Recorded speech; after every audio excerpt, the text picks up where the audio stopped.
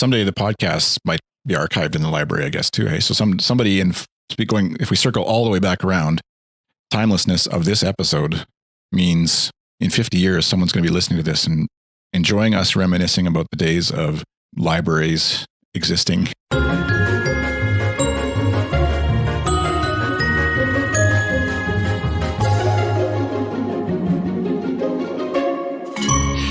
Need a bell. I don't have a bell. That's my problem. What was that? What did you hit? That was actually a envelope from the Canada, I can't even say it. Canada Revenue Agency. I'm hoping it's saying our taxes were all good and we don't owe more money. Just hitting the old microphone there as you do when you're a professional. That's pretty good. I mean, I didn't. Yeah. I thght maybe you did it on purpose. Like, I don't have a bell. And I did mine. Actually. I was like, I wonder what that sounded like. But more like a really tight tom, maybe. Right. I'll throw open GarageBand here on my phone. That could be. It'd be the IRA or CRA, I guess, for you guys. CRA remix. Yeah, right. I'm trying to, we talked about it, I know in Slack, and I've talked about it, but I'm trying to get rid of my fake laugh because I got some feedback on another podcast where a person deleted the podcast somehow because of my fake laugh. Even though they're a hardcore fan of the topic of the other podcast, what's the YouTube podcast? I don't have to hide. I tweeted about it. So I'm trying not to fake laugh this time, Kyle. Well, okay. I mean, the thing is, what all you're saying by saying you're trying not to fake laugh is you're saying my jokes aren't funny enough for you to actually drum up a real laugh. So if you don't laugh at all in this podcast, boy howdy, I'm in bad luck here for me because I'm just I'm that unfunny. You're gonna be like my wife, basically, who does not laugh at a single thing I say because after 10 years of hearing me make the same jokes, just teeing them up and slapping them with a corked bat, the whole game is fixed, and no one's laughing anymore at all. So are you the Barry Bonds of marriage jokes, or you're what more would be the juicing equivalent of, like, what would be the performance enhancing jokes version of? I don't think you can. Maybe like getting everyone drunk and then telling your jokes, or like, I guess, internet researching your jokes and then going and telling copying maybe the best, just like reading off a Louis C.K. routine or something and trying to be funny. You know who's funny, way? Actually. You should. Have you ever, speaking of comedy routines that we recommend as one of the segments on this show that we haven't figured out. I don't know how to say his name. Mike Birbiglia. Birbiglia. Birbiglia. Mm-hmm. Something like that. Yeah. I watched a special the other night. What's it called? Thank God for the Jokes. And apparently he has an earlier special that is, let me just Google what his other one is, but he's like a writer. He's a guy you'd recognize, but you wouldn't actually know by name. Right. He's in like a lot of bit parts in movies and stuff. And as a writer, his one that's even better apparently is one that's called, yes, I'm looking. That was a fake laugh, by the way.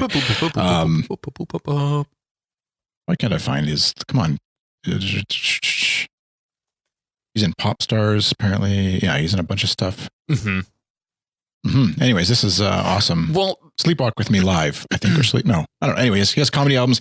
Anyways, his Netflix show that's on right now, Thank God for the Jokes, is really funny. If you like sort of understated delivery that isn't like angry, mad, and he's a great storyteller as well. So, yeah, that's my recommendation for the episode. I think the last comedy, not film, but the last like stand-up comedian thing I saw was probably Dane Cook, and I was probably in high school. It's just not something I gravitate towards, and I also thoroughly regret having that be my last. Yeah. Like you need a palate cleanser, to be honest, right? Of some sort. I do. Yeah. It's like, well, okay, maybe I did listen to the entire Mitch Hedberg CD, but that's like listening, and he also died a long time ago. So that kind of puts my comedy in perspective. I don't seek it out. I don't check out any of the Netflix shows or Netflix series that are supposed to be knee slappers. I don't do any of that. I don't know why. I don't really gravitate. The last comedy movie I actually saw was Keeping Up with the Joneses, which was about as funny as the title implies. Not at all. I think because you use knee slapper, that does automatically sort of disqualify you from a certain era of comedy, maybe genre of comedy. I only those Stooge characters. There were 4 of them, right? Something like that. The Four Stooges. Yeah, that's what I think they're known as. Yeah. Quattro Stoojos. Boy. I'm going to offend someone. That's for our Spanish-speaking audience. Mm-hmm. Thank you. We're very popular in most countries. I haven't watched. I just don't. It's not a thing I seek out. I don't. So Keeping Up with the Joneses, I'll just, for folks, if we started getting a barometer, maybe for Kyle's comedy ratings, IMDb rates at about 5.8 out of 10, and Rotten Tomatoes is 19%. And Roger Ebert somehow, I guess, it came out after. That must be the estate of Roger Ebert gives it a 2 out of 4 somehow. I thought he was a thumbs guy, but maybe in the afterlife he's gotten 4 thumbs. That's yes. People love Roger Ebert. He's a nice guy. I'm not mocking the dead, but it's one of those like action comedy movies where they try and mix some great practical effects of some cars exploding and some funny bits. Some like John Hamm and Zach Galifianakis. Yes, Galifianakis. You know what? Maybe we can just turn this into like a professional pronunciation guide for really difficult to say comedians. Galifianakis. Right. Say it. Say it with me. Mike Galifianakis. Birbiglia. Yeah.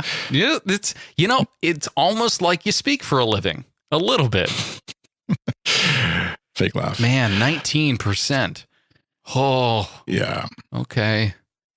I don't really know what to tell Google with this. They do ask if I liked it or disliked it. Thumbs up, thumbs down. Do you, sort of carrying from our last episode, do you track movies that you watch somehow? I do. Yeah, over at Letterboxd.com. No. Oh, you do? ED. Yeah, Letterboxd. We're friends. We're buds. Letterboxd.com/ Kyle. Roderick, no, just Kyle. I got in early. I got real early. Yeah. Are we friends? Oh, yes. Yeah, we're following each other, so we must be friends. I've watched 9/11 films.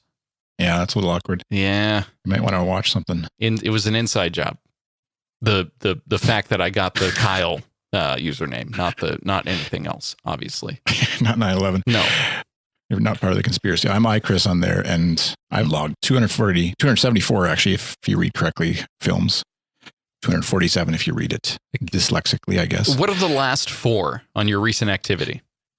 So the last 4 is Thank God for the Jokes, Mike Birbiglia, and Guardians of the Galaxy Volume 2, very good movie. Okay. Louis C.K., 2017, which I gave 3.5 stars, and I think because I'm a Louis fan to a point. The last third is kind of like dick and butt jokes or something like that. Is sort of where and he just seems like such a smart guy to have to go there, I guess. But he seems to have fun doing it, so whatever.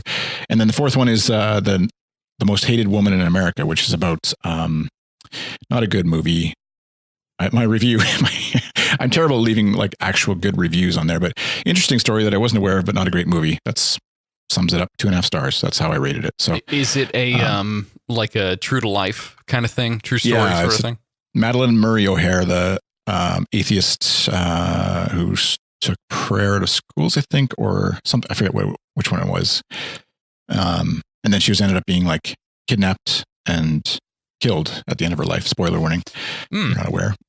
So it wasn't, they had Adam Scott of Parks and Rec fame and other movies, that's a TV show, but other movies. And he's a funny, interesting, good actor, but everything else was kind of, like I said, in my review, interesting story that I wasn't really aware of about her, but yeah, could have been a better movie. It's skewing. What about you? What's your last 4? My last 4, let's see. Recent activity. Okay. Keeping Up with the Joneses is not on here, but here are the ones I have logged. I'm kind of behind, I guess.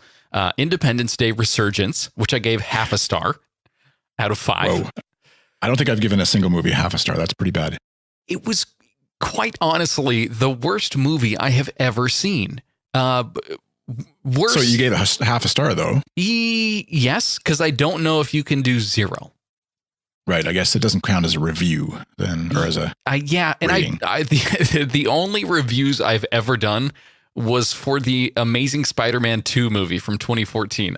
Why that particular one stuck with me, I have no idea, but I did watch it. 2.5 stars. Can I read your review? Sure, yeah.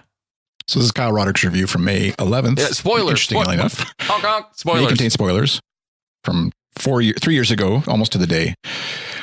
I just need to you channel that inner Kyle voice. Right. Everybody has an inner Kyle. I got a real heavy, that's a terrible inner Kyle. I got a real heavy episode 2 Anakin Skywalker vibe from Spidey in this one from the very beginning. Not just his actions or the way he talked, but quite literally the sound of his voice and the angle they filmed him in certain scenes. Dead ringer for good old Darth.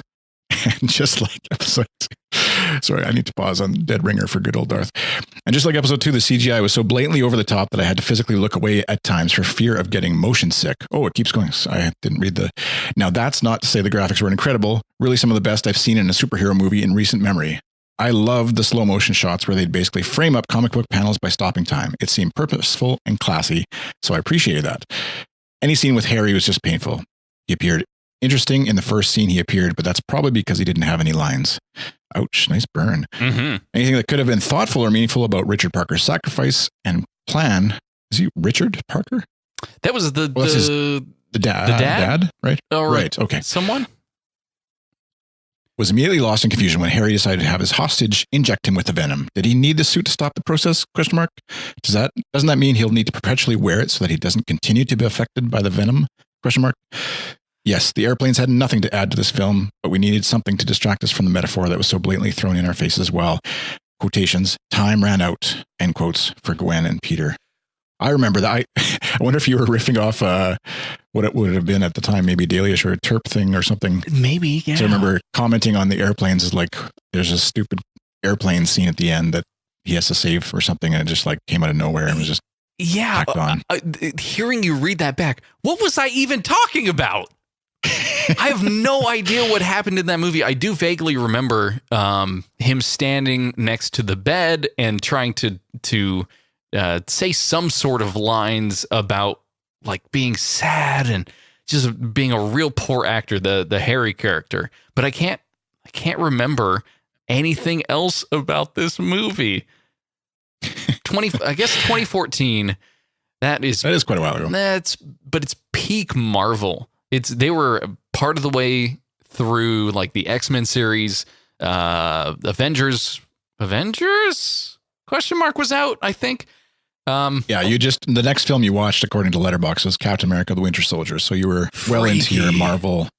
It's superhero phase. It's a pretty good way to catalog the things that you've done in your life, because you'll watch a movie and try and rebound from something, or you'll just be in the mood for like a feel good movie, like I don't know, a movie about a cat. That's one that I haven't logged in here that, boy, did I have some issues with. But the next one after Independence Day Resurgence, I guess the previous one would have been Doctor Strange. Saw that one, 3 stars. Not bad. Okay. Pretty good. Nocturnal Animals was before that one. I did enjoy that. What's that one? So that was a movie about it had Jake Gyllenhaal in it, and he had broken up with this woman when she was in college.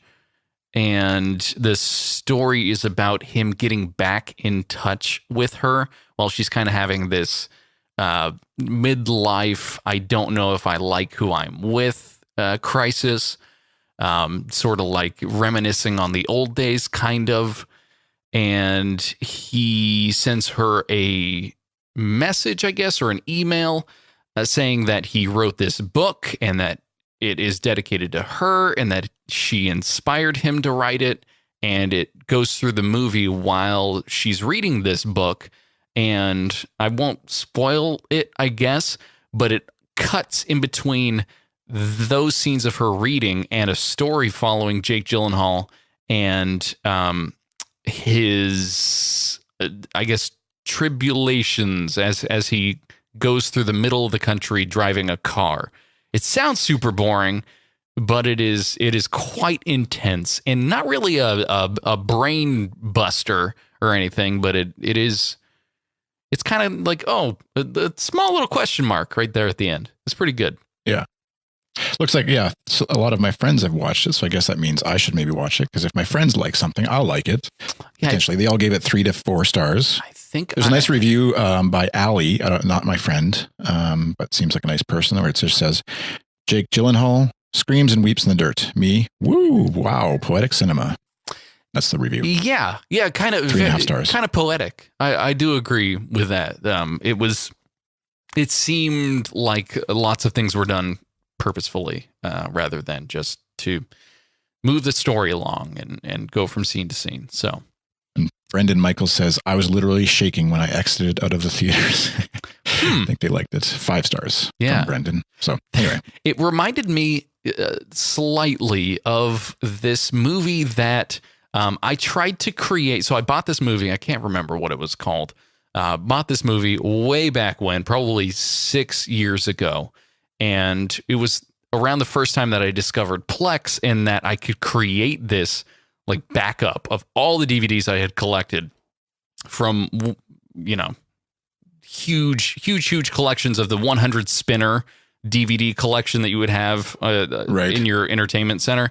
So I was taking that collection, and it was a movie I hadn't seen in a while, and I popped it in, I ripped it to create the digital version, and I go to rewatch it, and what it had done was it had moved the chapters, kind of like shuffled them up. The first scene, the first chapter, was still the intro. The last scene was still the credits, but all the chapters in between got jumbled up. They got shuffled in some random order that made the movie so artistic and so like mind-bending, like, it's calling back to this thing that happened in the first scene.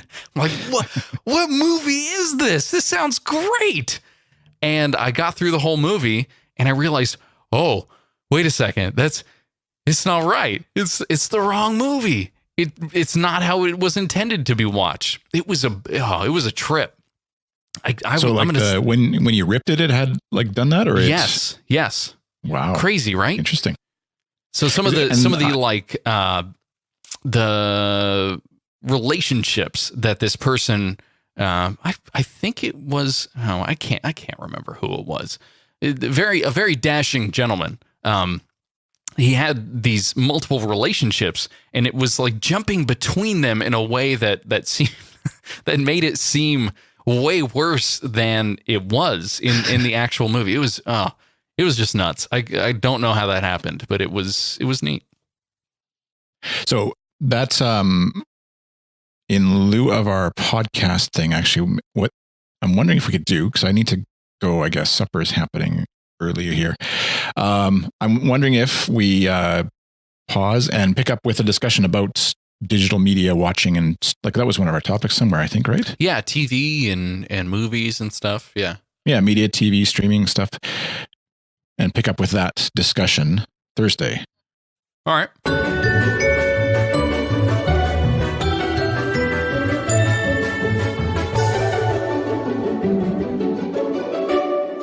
Yeah, I just hit mine too, just in case. Okay, good. Comedy gold coming up here. You know how the people like it when you go meta on podcasting and tutorials. You use on the celebrated Good Stuff morning show, award-winning, use QLab to play back sound effects and stuff, or do you have QLab is just the music beds and then something else is triggering the thingies? Yeah, so if you have some ideas on the way that you want to set up something for like at U2, where I don't know if you want a sound one where you can play sound clips maybe and just drag and drop them from a list, and then have and that part I get. But then periodically, like actually we're done now. It would have been helpful to figure that out when we were doing album by album series, and I had like a 20-second sample of each song. And something like that might happen again, so it'll be good to know. But usually on the YouTube one, it's like there's an intro, and we talk for a long time, and then the outro, and then, but I would use the soundboard just for fun. So now I know what the cue or the cart thing is there. Mm-hmm. That's good to know. And then, yeah, I have an old USB keyboard, like a musical keyboard. I could actually pull out and map things to. That would be perfect. If you have like a Brother labeler, I don't know if you guys have Brother up there, but yeah, they make like a little vinyl, labels that you can print out, like you would put on an old cassette tape or something, the ones with they would punch the letters. You remember those? Yeah So basically like that, but obviously it's printed on these tapes. And these are really old and I haven't taken them off yet, but I have like a go button labeled, a live button where I had a very specific button for all of the mics to be cued through an output, and it would load it up in my digital mixer and then put that mix out to the live stream. So that was a long time ago, but I have that off mute and easy to remember for things like that. But I can't put holy cow onto a tiny little thing on top of the, so that part sucks. I have this open 98% of the time where I'm just searching. Yeah. Because that's what, like on the ska band or whatever, you're just queuing up. How did you, within that is a bunch of sounds or what? No. So that was the music bed. Sorry. I was thinking it was like you're playing music back, right? No, we just have one like little button here, and it sounds like it should be a part of the main queue section. But it's mostly just like I don't know when we're going to play it, and maybe before, maybe later. I'll put it as a button here and we can tap it and go from there. Right. Basically the way that we started Morning Show though was to have just this grid of sounds for the intro, the outro, everything, because you can control the way that the fades happen. Not dynamically, by just embedding it in the file. It fades out here. That's how it is. It's exactly how it's supposed to sound. And you just hit it when you want it to go. And hopefully through the magic of your experience in radio, it will sound good and you'll finish what you were saying before the actual show finishes. Yeah. And that was a good way to try and fill something out like this, like fill out the main queue thing. We didn't know what order we wanted stuff to go, so let's just put it in a big grid and then decide later. Yeah, which is generally what I think would happen for most of the stuff. But it is, it opens up once you sort of understand what's possible with an app like that. It opens up the possibilities of what a show could be like, especially live stuff, like it's like it amazes people who don't have any knowledge in that area that whenever I do the YouTube show and like even just streaming live and pulling up pictures of stuff while we're talking about it or whatever is like mind boggling to folks who are watching. It's like I'm a magician, but the part of it too was we wanted to streamline the production process and get it out as quickly as possible. We didn't want there to be a template. Well, part of the time there was a template. The way we started was there's a template. It has an intro and outro, stuff in the middle. We'll move stuff around as necessary. But playing stuff live and getting it recorded to a separate track that isn't mine, isn't Kenny's voice. We can move it if we need to, but a lot of times we just play it and we leave it. And doing the show every day like we used to, we needed to do it that way because there was absolutely no way we would be able to get that put out every single day with normal editing that podcast people do. Yeah, definitely impossible. It's almost like a Star Wars episode coming out, 6 months after you record it. It's pretty good, but that's too funny. The way that show started was too funny. Boy, oh boy. So speaking of you two, you guys are done. You guys are done with the album series. Yeah. So we're finished until they release a new album, I guess. So it's fun it's fun having like harder core nerds about a topic than you are pressing for topics. So like now there's desire for let's talk about every album, but just the third song or whatever. Oh, weird. Because there's obviously a science and whatever to picking the album order and when the band does that. And so looking at that or looking at the artwork of the band throughout the years and stuff, which would be awesome, with Mimo and stuff and doing it live and having a video version. So yeah, when we first started up, we were kind of like, what are we going to talk about? Because, it's there's music. So many times. We like it. It's a thing that people like. Yay. Yeah. So, but yeah, now that there's more people sort of get that what's possible and sort of clamoring to be on the show too, it becomes a bit of like, well, it sounds like there are hosts too that rotate in that know a lot about a particular thing. Maybe it's someone who knows about a secret band that existed that they only did 2 shows of, or it's someone who knows the recording studios that they used for 2 of the albums, but not the third one. And that I find a lot of that stuff really interesting. Definitely not about U2 because I have zero interest in U2, but about any sort of creative process. And that's kind of like what I was running you through. It's like we start a certain way and then it moves into other tools, and some of what we do is still reminiscent of the episode 8 of a show that once was, and now it's not that different, but there's a lot of stuff that happened in between that if you wanted to really dive deep into just one part of how my little 64 key thing was working from day 1 to day 3 years later, you could if you wanted to. And that's a neat, like, I guess that's the whole point of having a U2 specific site with the show on Good Stuff. It's you want to go real deep on everything, because there's probably not a point at which you guys feel like, okay, we've covered everything, now we can stop the podcast, right? Yeah, no, exactly. Like there's just, the band's been around for 40 years, I think, or something. And so there's endless angles and they're ways. Still playing. That's the nutty part. Like there are lots of shows out there where you're covering just a very like a single season. A single season of Firefly, and that's it. That's what exists in the world. And you can speculate and you can talk about potential news for the future, or let's say I Love Lucy. There's obviously no possibility that show will ever come back in its form that it was. And you could still just continually probably talk about that subject forever. I don't know. That's a tough situation. We chose news for morning show where it's like, where we want to be topical for that day, and that's it. But there's part of me that's like, maybe we just should have chosen a topic and not one that is dynamic based on what the future is, because I don't like that.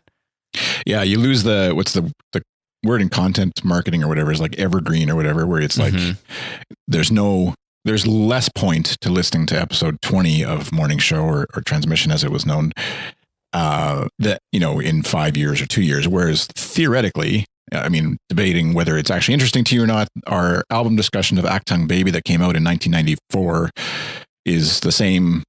Like there's no new stuff about that album that's been released unless they decide to release a behind the scenes documentary or something. But that album is there and our discussion about that is there and people listen to it. And it doesn't matter when you listen to it now or in 2 years or whatever, it's still my opinion of it is valid or the same. And the thing is, people can still experience that the way it is. It's like, it would be like if we could all collectively relive April 22nd, 2014 again, and then go back and listen to the episode. Like no one can do, unless there's some sort of groundhog situation.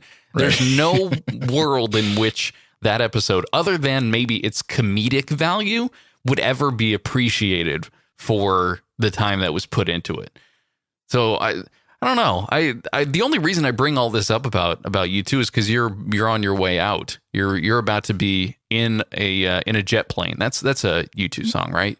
Yeah, leaving on a jet plane is there. Yeah, on a jet plane. It's not even the words. Doesn't matter. Butchering the reference every way possible. It's fine. Hey, it's good. It's really, really good. It's that rap song.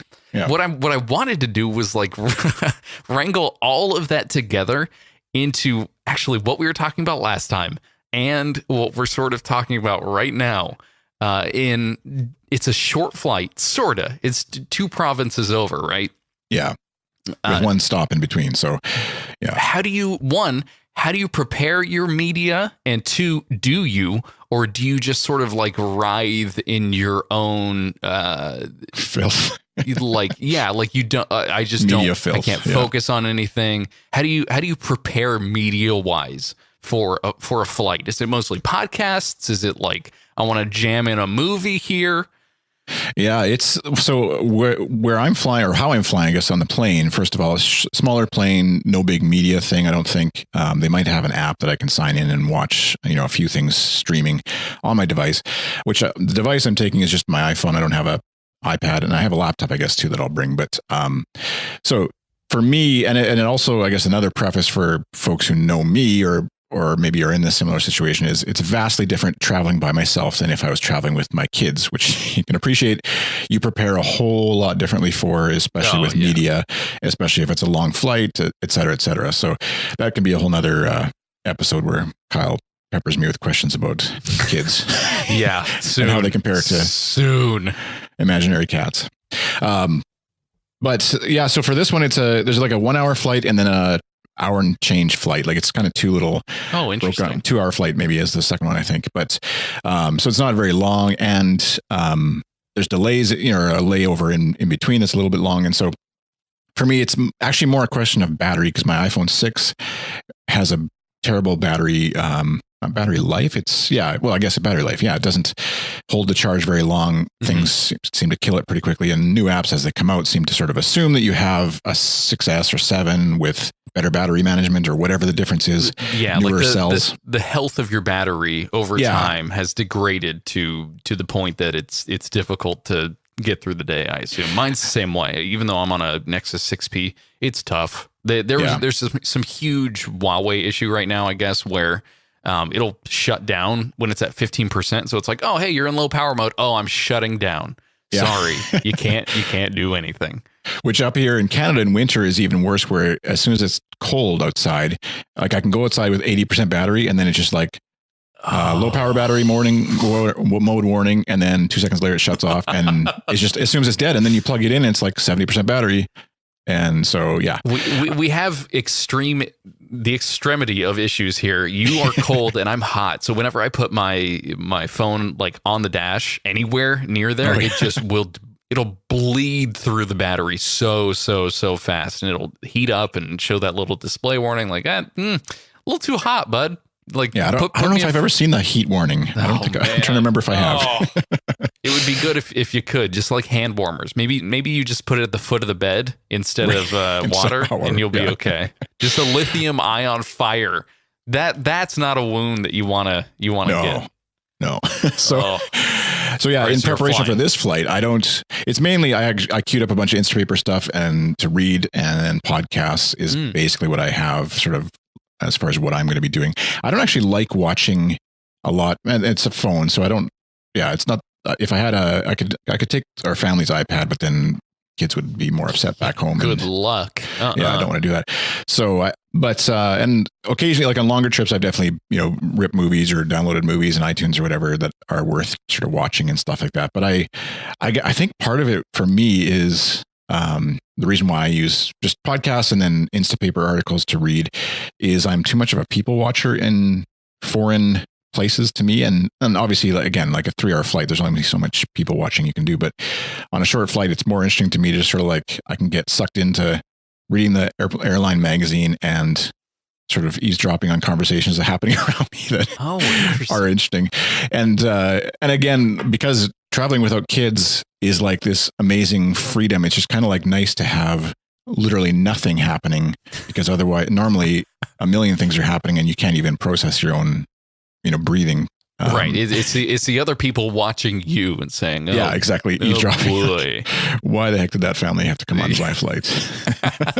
And why didn't they prepare them more with more movies to watch? Interesting. Okay. Is it out of like mostly out of curiosity, or like are you trying to avoid potential friction with other passengers? Because I know for me, I'm kind of that way, where even not even just being on a plane, but any traveling situation, the train included. I take the train on the weekly. I try to make myself invisible. I do not want anyone to see me. I don't want to stand out. I want to be a no one. Do you like slap the headphones in or on or whatever, and sort of send as many visual cues that you are not interested? Well, and sometimes it'll have something playing. There'll be a podcast, and sometimes there won't be. Yeah, it is a ruse for sure. And that's, it's not like I'm not trusting necessarily of the people around me, because I know it's all a common goal. We want to get to where we're going. We're all bags of meat. Exactly. It'll be fine. It's just, I want no interaction. I don't want to talk, especially if you're traveling alone. If you get a seat that is next to someone or in between two people, oh boy, you gotta send that message early. Like, I am not here to talk to you. I am not your buddy. I am not interested in your life story. That's it. I'm done. I don't need you to know me. I'm invisible. There's a 25% of my brain that's like, I think it's the part of me that likes podcasting and doing interviews with random people and that kind of stuff, that is curious about someone's story and what brought them to be sitting in seat 7B next to me on the flight.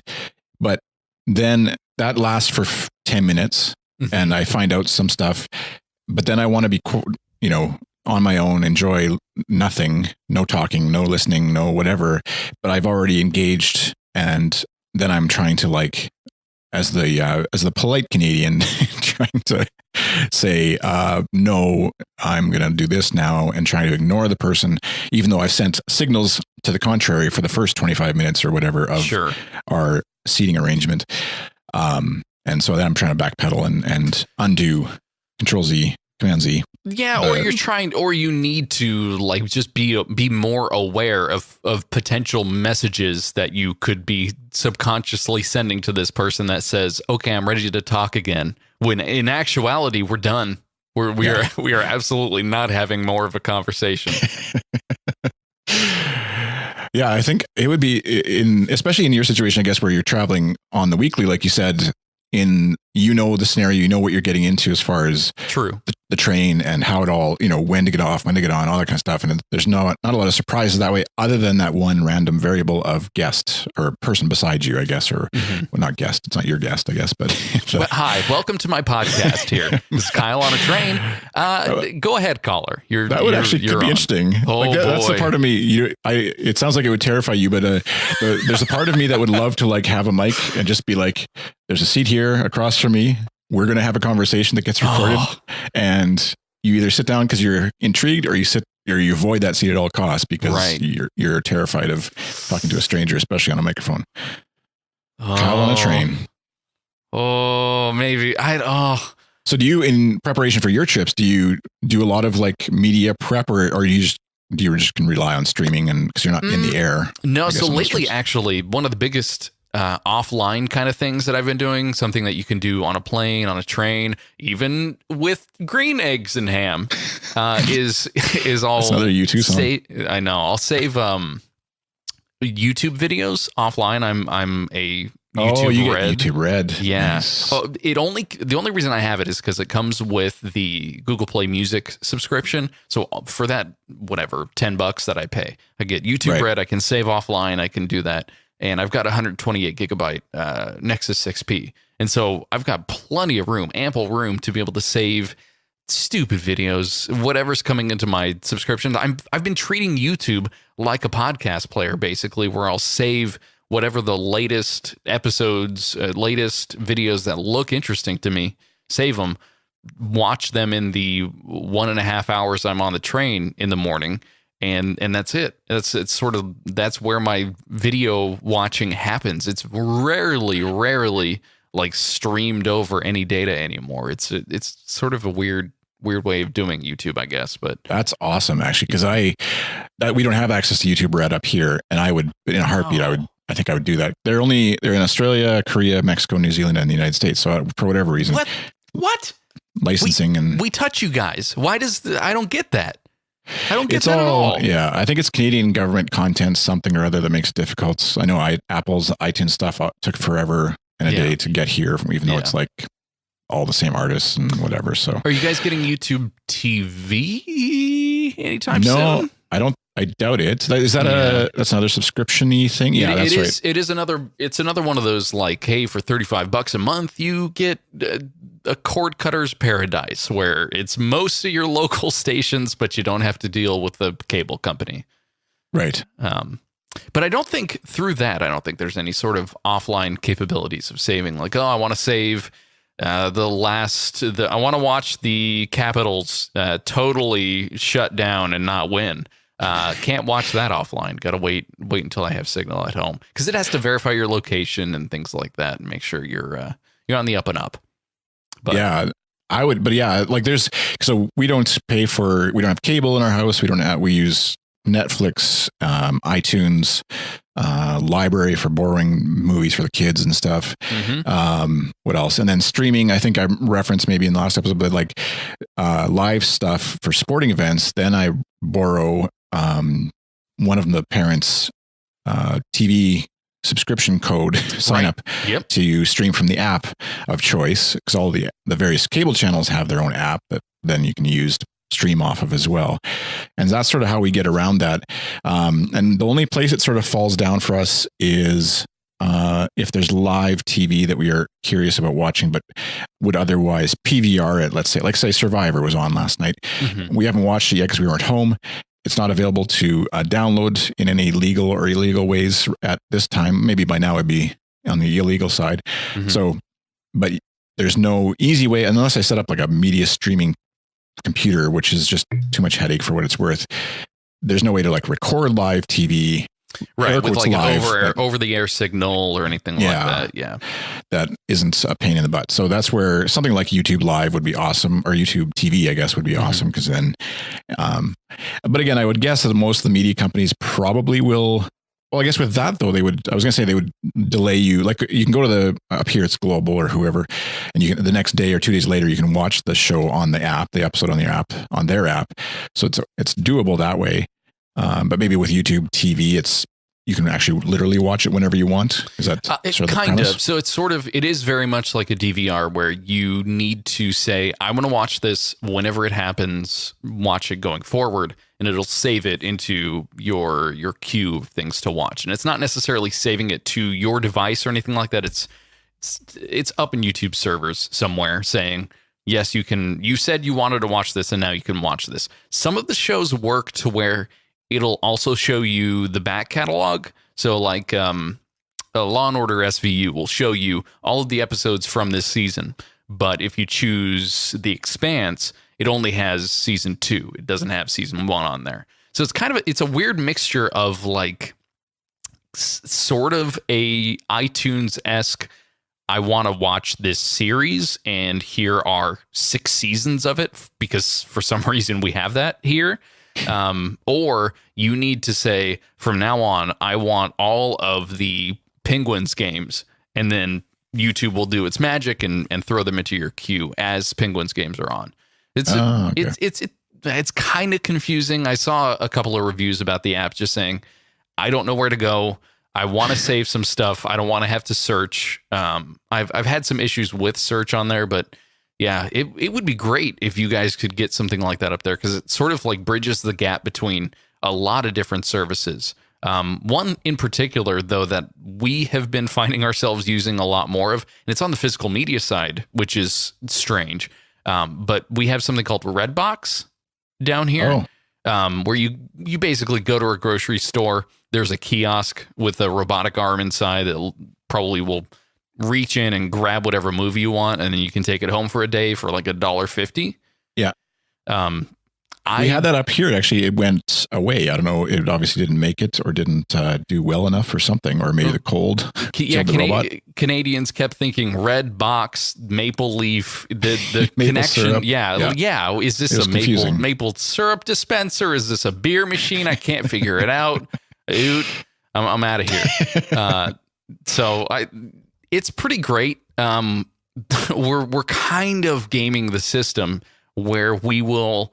I'll sign up with my email address. My wife will sign up with hers, and we will get 3 or 4 coupon codes between the two of us that need to be used today. We'll grab 4 movies and just blast through them in one weekend.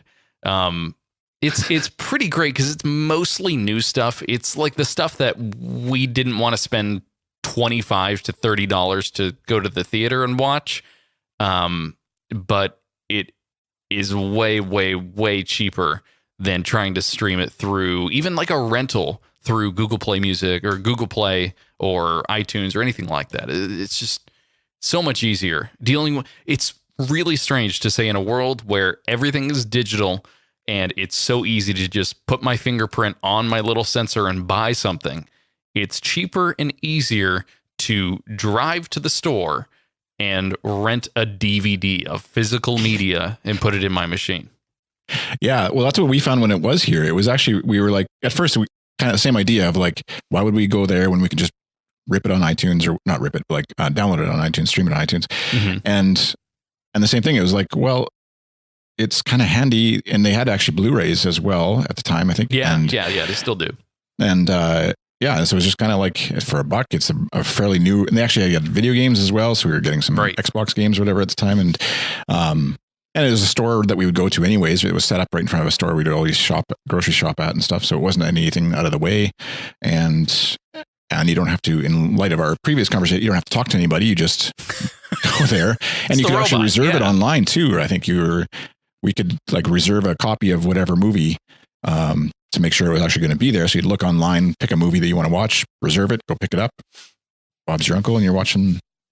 Yeah, which totally gets me, man. Walking in front of those machines and seeing people like browse and try and decide, like, oh man, watching people read the synopses for movies at the machine is like, give me a freaking break, especially if you have decided which one you're going to watch and it says, hey, there's 2 kiosks.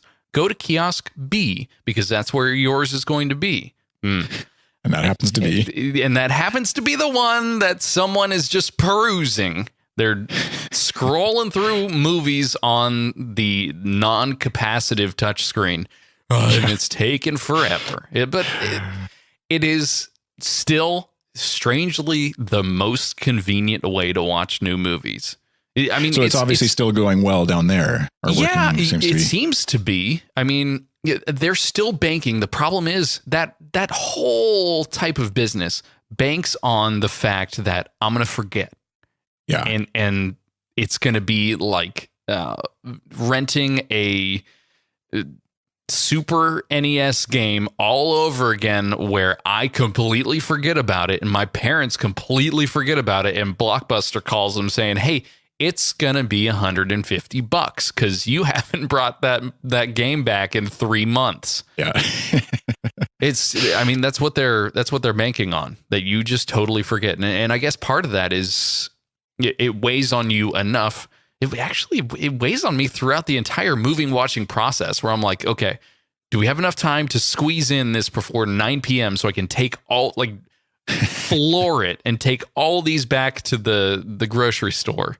It's convenient though. I mean, if you're at the store pretty frequently getting whatever you need for dinner, swinging by and grabbing a movie is very, very convenient. I don't know. Gosh, I feel like a suburban house dad here saying it's so great. I get to go to the store and choose the DVD I want to watch, and then I get to go to the store and make my family dinner. It's living the dream, Chris.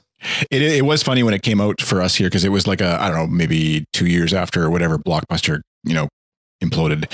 And so then all of a sudden there's like all these robot boxes that are basically Blockbuster in 2 foot by 4 foot space or whatever. Yeah. And replacing the humans that would have been, guiding you through your movie choices and all that kind of stuff. And it did feel a little bit weird going back to that model when we kind of like moved ourselves to the streaming stuff and the, on-demand internet models or whatever. But yeah, I agree. It's kind of a nice, almost, I don't know, comfort food way of watching movies. It's probably just being the age we are, collectively, all of us who are listening, we're all the same age. Mm-hmm.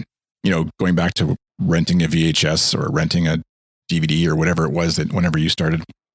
VHS for sure. Yeah. It's kind of like just associated, just like watching a baseball game that is boring. I know you like watching baseball, but I like baseball is boring, but it kind of reminds me of a time when I used to like boring things. And so just like renting a DVD from a box reminds me of those boring times of renting a VHS from when you actually had to rent the VCR as well. That was, I go back far enough that I remember that. Yeah, you could rent the game system too. Yeah. And oh my gosh. Begging my parents to rent a NES. Yes. Yeah. No, I remember that.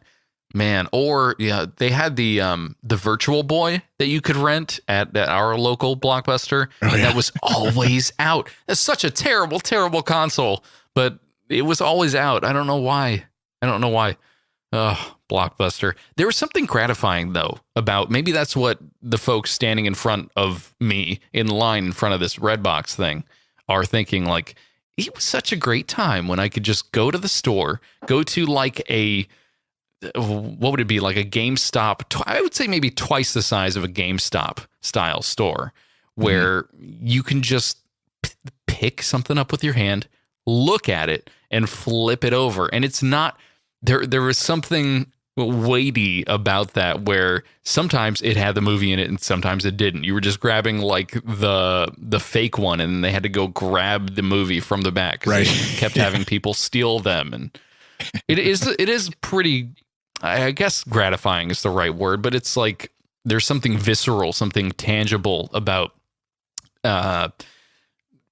actually perusing the whole store, feeling very completionist and saying like, oh yeah, I've looked at everything here. I know exactly which one I want to get. And these other ones are not superior to it. It's Transmorphers. I think that's the one that was in the theater. It's by this other one called Transformers. I don't think that was it, but I'm mildly dyslexic, so I think it was Transmorphers. You might have slipped over into the adult section there. True. That's true. Yeah. It was, though. It was like they would put them. It's kind of like putting Ants next to A Bug's Life. I guess Ants was a normal, an actual movie that was in theaters. But they they try and trick you to. They do. They try and trick you. It is the D version of whatever AAA title that was just in theaters. Yeah. And it is not the same. Absolutely not. But they don't want you to like. That's what I remember doing is like driving with like one Blockbuster. Oh, they don't have the Black or Dark Knight or not Dark Knight. It was even before that.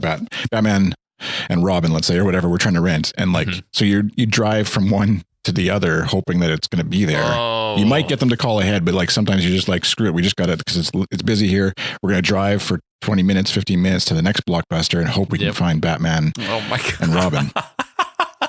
I really want to see Mr. Freeze.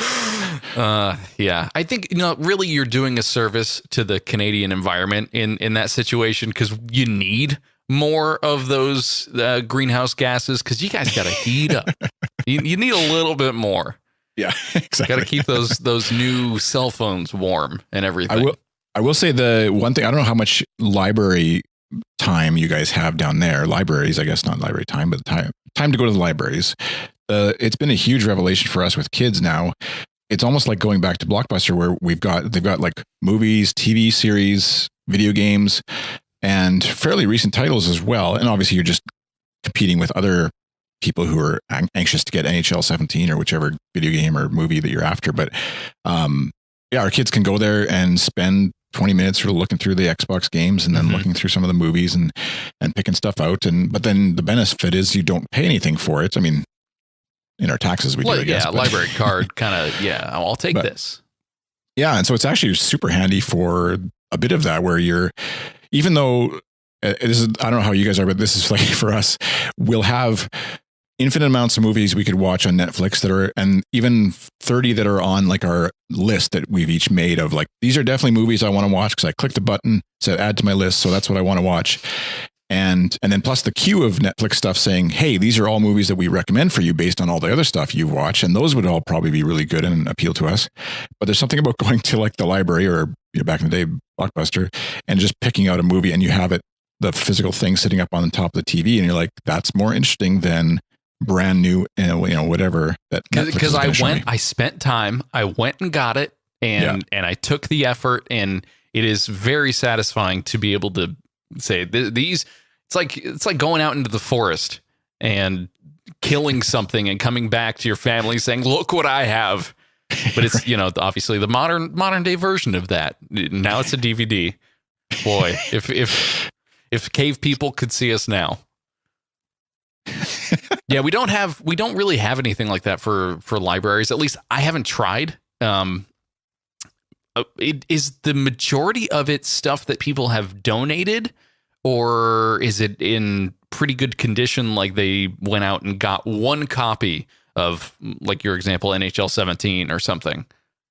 No, it's stuff they've bought. Like they buy, just like the books and stuff. It's not a donated thing at all. It doesn't make sense to me. And and I'm assuming the library was doing this all the whole time Blockbuster was around too. And like, why we didn't go there, but maybe they didn't have as good selection or something. But it is kind of crazy that at least in Canada here, the government pulled funding for the library for a brief period recently. And like the whole province where I live anyways, protested by having, this is going to sound like the most Canadian thing in light of what is going on in the States right now with, politics and stuff, but protesting library closures. What do you suppose they did? Well, they had read-ins. I knew it. Yeah.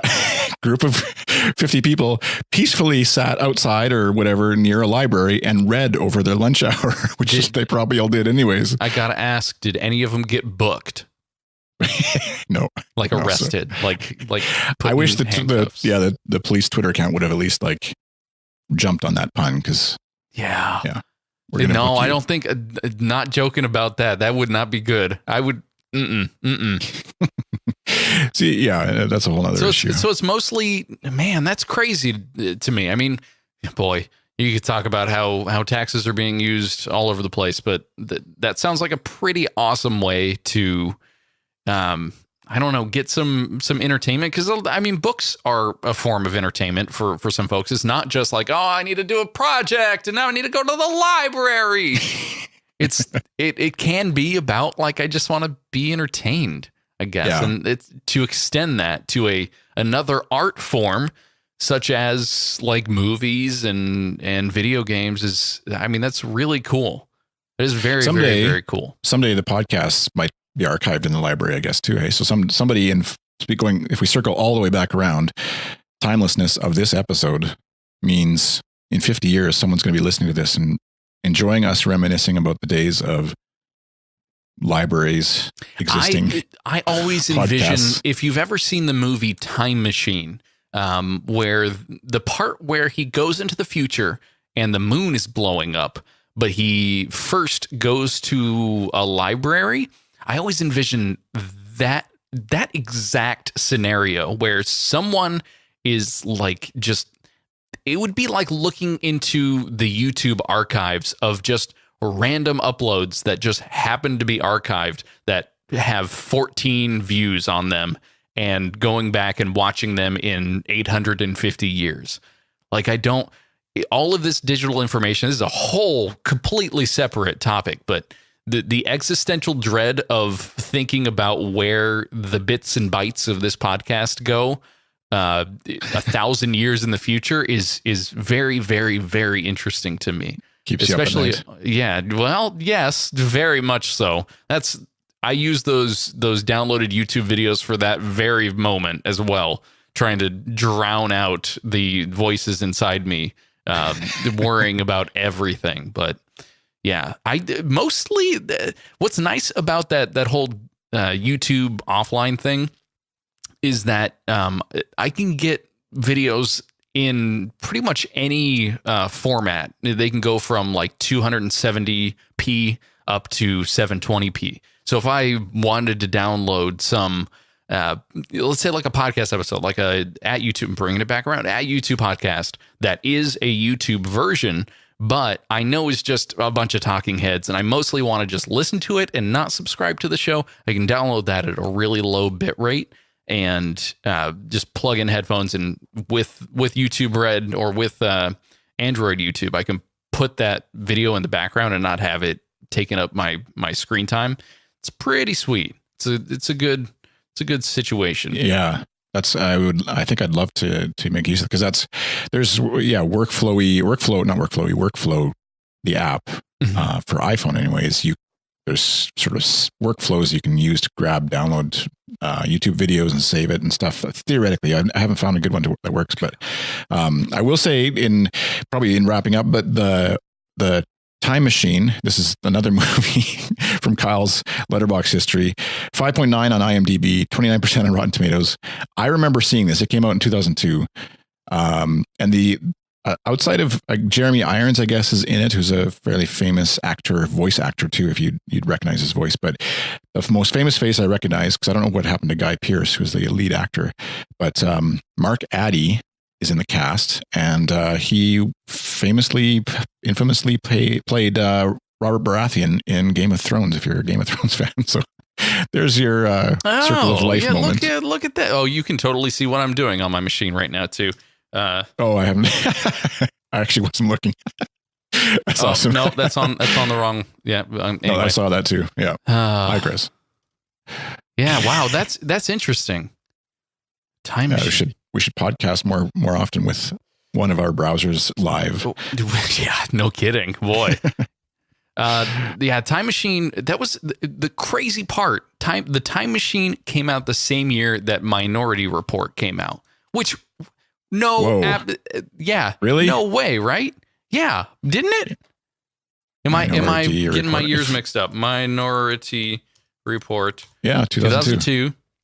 Yeah. So those two. Those for sure have shaped my like perception of all science fiction going forward from that moment. Right. Very different movies. 92% for Minority Report, and whatever the other one was, 20-something%. Boy. But yeah, that's probably a good place to wrap it up. I don't even know where that ended up, but I think great to wrap it up, though. It's a good idea to stop. Not much I know. Yep.